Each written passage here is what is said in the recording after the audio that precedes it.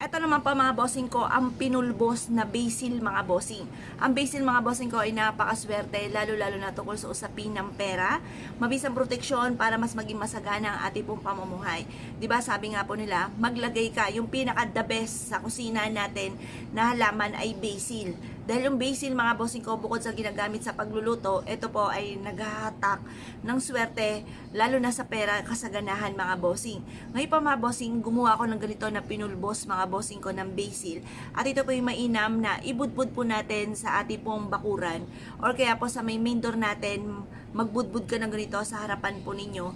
At ito po yung magdudulot ng swerte. Or sa inyo po negosyo mga bossing ko, magbudbud ka ng ganito, or maglagay ka sa cash box po ninyo mga bossing ko, or sa taguan ng inyong pera, upas ganun magkaroon kayo ng malaking benta. Parang araw-araw magkaroon ng malaking benta mga bossing, at maitaboy ang mga kamalasan. Ngayon po mga bossing ko, na-issue po na